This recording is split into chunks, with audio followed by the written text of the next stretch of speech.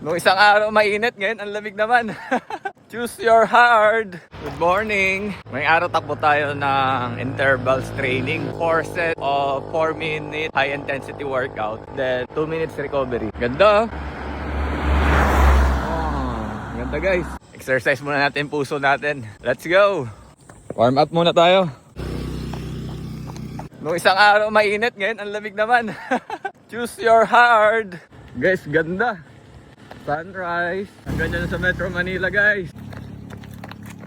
First set done. Nakapagod. Grabe. Sarap dito sa probinsya guys. Second set done. Pagod. Para saan nga ba interval training?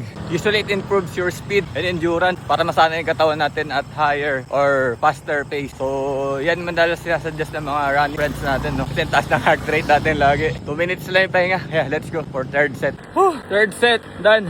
Grabe. Fourth set done. Fourth set done.